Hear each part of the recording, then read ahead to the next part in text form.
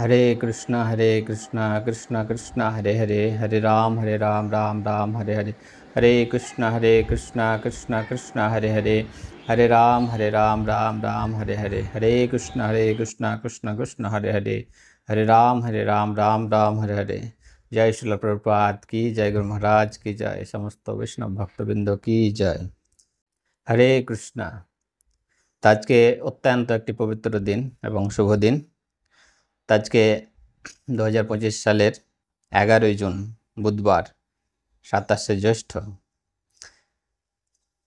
তো এই দিনটি হচ্ছে আমাদের শ্রী শ্রী জগন্নাথ দেবের স্নানযাত্রা উৎসব। তো আমরা আজকে স্নানযাত্রা সম্বন্ধে কতগুলো যে বিষয় রয়েছে সেগুলো সম্পর্কে একটু জানবো। তো স্নানযাত্রা অত্যন্ত একটি ভক্তদের কাছে তো অত্যন্ত একটি গুরুত্বপূর্ণ উৎসব। এটি জ্যৈষ্ঠ মাসের পূর্ণিমা তিথিতে পালিত হয়। তো এই দিনটিকে জগন্নাথ দেবের মানে জন্মতিথি হিসাবেও ধরা হয় আর কি। তো ভক্তদের বিশ্বাস, স্নানযাত্রার দিন জগন্নাথপুরী মন্দিরে দেবতাদের দর্শন করলে সকল পাপ থেকে মুক্তি পাওয়া যায়। জয় জগন্নাথ।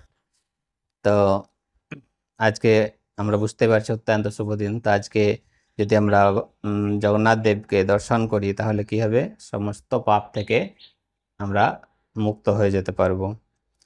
তারপরে স্কন্দ পুরাণে বলা হয়েছে, পুরীর মন্দিরের বিগ্রহ প্রতিষ্ঠার পর রাজা ইন্দ্রদ্যুম্ন প্রথমে এই অনুষ্ঠানের প্রচলন করেছিলেন। তো আমরা জানি যে পুরী মন্দির যখন তৈরি হয়েছিল তখন রাজা ইন্দ্রদ্যুম্নই সমস্ত কিছু এই অনুষ্ঠানগুলো শুরু করেছিল। তো ওখানে কিছু রহস্য রয়েছে আজকের স্নানযাত্রা অনুষ্ঠানকে ঘিরে, তো সেটা আমরা শ্রবণ করব। তো প্রচলিত বিশ্বাস অনুযায়ী এই দিন জগন্নাথ দেবকে অতিরিক্ত স্নান করানোর পর তার জ্বর আসে। তাই এক পক্ষকাল মানে 15 দিন তিনি রাজবৈদ্যের চিকিৎসাধীনে গোপনে একটি সংরক্ষিত কক্ষে, অনাসর পর্ব বলে হয় এটাকে, তো সংরক্ষিত কক্ষে তিনি থাকেন। এই সময় মূল মন্দিরে চিত্রপট রাখা হয় যাতে কি হয়, যে সমস্ত ভক্তরা রয়েছে যাতে জগন্নাথ দেবের দর্শন থেকে বিরত না হয় আর কি। তো এখানে বিশ্বাস করা হয় যে রাজবৈদ্যের তৈরি বিশেষ পাচন খেয়ে প্রভু জগন্নাথ দেব সুস্থ হয়ে ওঠেন। এরপর রথযাত্রার মাধ্যমে পুনরায় ভক্তদের দর্শন দেন। হরি বল। তো আজকে ভগবানকে যে স্নান করানো হয়, তো তারপরে জগন্নাথ দেবের কি হয়, জ্বর আসে এবং তার ফলে 15 দিন জগন্নাথ দেব দর্শন দেয় না। তো সেই সময় ভক্তদের চিত্রপটের মাধ্যমে দর্শন করা হয়। তো কি হয়, স্নানযাত্রার আগের দিন সন্ধ্যায় জগন্নাথ বলদেব বলরাম সুভদ্রা ও সুদর্শন চক্রকে শোভাযাত্রা করে মন্দির গর্ভগৃহ থেকে বের করে স্নান বেদিতে নিয়ে আসা হয় এবং কি হয়, 108 ঘড়া জল দিয়ে স্নান করানো হয়। তো মন্দিরের উত্তর দিকে বিশেষ যে সোনা কুয়ো রয়েছে, তো সেই কুয়ো থেকে জল আনা হয়, বৈদিক মন্ত্রাচরণের মাধ্যমে শুদ্ধিকরণ করা হয়। এরপর 108 কলস জল দিয়ে জগন্নাথ বলদেব সুভদ্রাকে স্নান করানো হয়। তো এই জলের মধ্যে বিভিন্ন ভেষজ, ঔষধ, চন্দন, বিভিন্ন রকম সুগন্ধি মেশানো হয়। তা আমরা এখান থেকে দেখলাম যে 108 কলস জলে স্নান করানো হয়। সেই জল নিয়ে আসা হয় কোথা থেকে, সেই কুয়ো থেকে আর কি। তারপরে সন্ধ্যায় কি হয়, স্নান পর্ব শেষ হলে জগন্নাথ বলদেবকে গণেশ রূপে সাজানো হয়। হস্তমুখে বিশেষ মস্তক আবরণী পরানো হয়। জগন্নাথের এই রূপটিকে কি বলা হয়, গজবেশ। আমরা গজবেশ সম্পর্কে আর একটু জানবো, সঙ্গে থাকুন। শেষের দিকে আমরা গজবেশ সম্পর্কে আলোচনা করব। তারপরে কি বলছে, অনাসর পর্ব। স্নানযাত্রার পর যেহেতু বিশ্বাস করা হয় যে ভগবান অসুস্থ হয়ে পড়েন, ভক্তরা এত জগন্নাথ দেবকে এত 108 ঘড়া জল দিয়ে স্নান করে, তারপরে জগন্নাথ দেব অসুস্থ হয়ে পড়েন। তাই পরের 15 দিন জগন্নাথ দেব বলরাম সুভদ্রার মূর্তি দর্শন বন্ধ থাকে। এই সময়টিকে কি পর্ব বলা হয়, অনাসর পর্ব বা অনবসর পর্ব বলা হয়। তারপর রথযাত্রার প্রস্তুতি। অনাসর পর্বে শেষ হওয়ার পর চক্ষুৎসব পালিত হয়। সেখানে দেবতা দিগকে নতুন চোখ প্রদান করা হয় এবং পরের দিন বিখ্যাত জগন্নাথের রথযাত্রা শুরু হয়। তো এই 2025-এর স্নানযাত্রা আজকে 11 জুন আজকে পড়েছে। তো ভক্তরা অবশ্যই স্নানযাত্রা দর্শন করবেন, ভগবানকে স্নান করাবেন। তা আমরা যে জগন্নাথ দেবের যে গজবেশটা কেন ধারণ করানো হয় তো সে সম্পর্কে একটু আলোচনা করব। জগন্নাথ দেবের স্নানযাত্রার পর গজবেশ বা গণেশ বেশ ধারণ করার পেছনে একটি সুন্দর কাহিনী প্রচলিত আছে। এর মূল তাৎপর্য হলো ভক্তের মনোবাঞ্ছা পূরণ। কি বলছে? ভক্তের মনোবাঞ্ছা পূরণ করার জন্য এই জগন্নাথ দেব গজবেশ ধারণ করে এবং সকল দেবতার জগন্নাথের সমাহিত থাকার সত্যতাকে তুলে ধরেন আর কি। জগন্নাথের মধ্যে যে সমস্ত দেবতা অবস্থান করছে সেটি সবাইকে দেখানোর জন্য ভগবান গজবেশ ধারণ করেন। তো গজবেশ ধারণ করার পেছনে যে কাহিনী রয়েছে, এক সময় মহারাষ্ট্রের কানিয়ারি গ্রামের একজন অত্যন্ত নিষ্ঠাবান গণেশ ভক্ত ব্রাহ্মণ ছিলেন। কোথাকার? কানিয়ারি গ্রামের, মহারাষ্ট্রের কানিয়ারি গ্রামের। তো তিনি ছিলেন গণেশের ভক্ত, যার নাম ছিল কি গণপতি ভট্ট।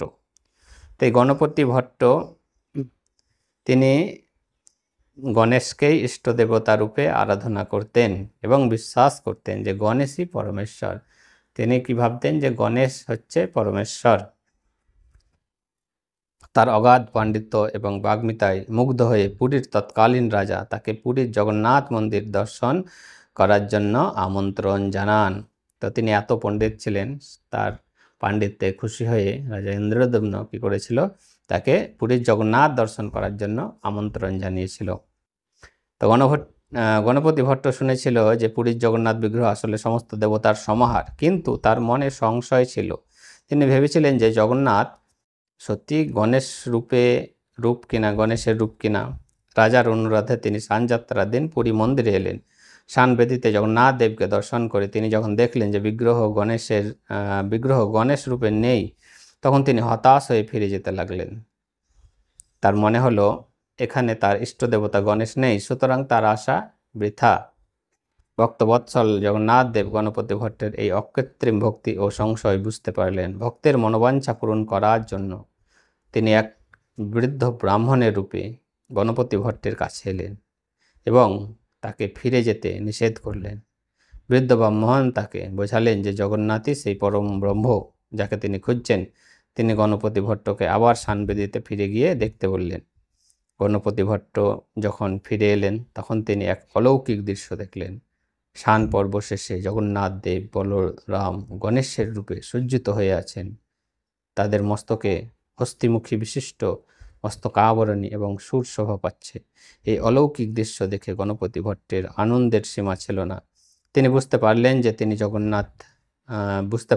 যিনি জগন্নাথ তিনি গণেশ, কোনো ভেদ নেই। সকল দেবতাই জগন্নাথের মধ্যে একাকার। তো এখান থেকে আমরা কি বুঝতে পারলাম এই কাহিনী থেকে? যে ভক্তের প্রতি ভগবানের যে প্রেম, মানে এই ভক্তের প্রতি ভগবানের যে অগাধ প্রেম, বাৎসল্যতাকে এখানে তুলে ধরা হয়েছে। ভক্তের মনোবাঞ্ছা পূরণের জন্য ভগবান যে কোনো রূপ ধারণ করতে প্রস্তুত। তো এটা থেকেই এটা প্রমাণ হয়ে গেল। এবং সর্বদেবতার যে সমাহার, সে গজবেশ ধারণের মাধ্যমে এটিও প্রতিষ্ঠা হয় যে জগন্নাথ দেব কোনো একক দেবতা নয়, বরং তিনি সকল দেবতার একত্রিত রূপ। তিনি একই সাথে বিষ্ণু, শিব, গণেশ ও অন্যান্য সকল দেবতাকে নিজের মধ্যে ধারণ করে আছেন। জয় জগন্নাথ বলদেব সুভদ্রা মহারানী কি জয়। তো স্নানযাত্রার এই অপরিহার্য অংশ, এই ঘটনার পর থেকে প্রতি বছর কি হয়? স্নানযাত্রার শেষে জগন্নাথ এবং বলদেবকে গজবেশে সজ্জিত করা হয় এবং সুভদ্রা দেবীকে সাধারণত পদ্মবেশে সাজানো হয়। সুতরাং এখান থেকে আমরা কি বুঝতে পারলাম? যে গজবেশ কেবল একটি সাজসজ্জা নয়, এটি একটি গভীর আধ্যাত্মিক তাৎপর্য বহন করে, যা ভক্তের প্রতি ভগবানের দয়ার এক অপূর্ব মেলবন্ধনকে চিত্ত করে। জয় জগন্নাথ। তো আজকে আমরা শ্রবণ করলাম যে স্নানযাত্রার মাহাত্ম্য। তো স্নানযাত্রা মানে হচ্ছে জগন্নাথ দেবের আবির্ভাব তিথি। এবং সানযাত্রার শেষে যে গজবেশ ধারণ করানো হয়, তো সেটা সম্পর্কে শ্রবণ করলাম এবং আমরা আরও জানতে পারলাম যে ভগবান এই যে স্নান করার পরে ভগবানের 15 দিন দর্শন পাওয়া যাবে না, কারণ ভগবান অসুস্থ লীলায় চলে যান। তো সেই সময় ভগবানকে চিত্রপটের মাধ্যমে আমরা দর্শন করি এবং আমরা দেখি যে যখন ভগবানের পুরী, জগন্নাথ পুরী যখন যে মেন মন্দিরে যখন খোলা হয়, তখন যারা হয়তো অন্য মানে সম্প্রদায়ের রয়েছে, তো তারা জগন্নাথ দেবের দর্শন থেকে যাতে বঞ্চিত না হয়, সেই জন্য মঙ্গল আরতিতে কী হয়, দরজা খোলার পরে পরে যে জগন্নাথ দেবের চিত্রপট রয়েছে সেখানে সকলে জগন্নাথ দেবকে দর্শন করেন। তো জগন্নাথ দেব এত কৃপালু, ভক্তরা জানে যে কলিযুগের মানুষ এত অধম যে ভগবানকে দর্শন করার জন্য মানে অতটাও সময় হয় না যে ভগবানকে একটু দর্শন করে আসি মন্দির থেকে। তার ফলে তার জন্য জগন্নাথ কী করে, যে ভক্তদেরকে দর্শন দেওয়ার জন্য তিনি রাস্তায় বেরিয়ে পড়ে, যে ভক্তরা আসতে পারছে না তাতে কি হয়েছে, আমি ভক্তের দুয়ারে দুয়ারে যাব এবং সবাইকে কৃপা প্রদান করব। তো জগন্নাথের এই যে কৃপা, কলিযুগের মানুষ জগন্নাথকে কৃপার জন্য আমরা বেঁচে রয়েছি আর কি। তিনি এত ভক্তবৎসল, ভক্তের সমস্ত মনোবাঞ্ছা তিনি পূর্ণ করেন। জয় জগন্নাথ, বলদেব সুভদ্রা মহারানী কি জয়। শুভ শুভ স্নান যাত্রা কি জয়। নিতাই গৌর সীতানাথ প্রেমানন্দে। হরি হরি বল।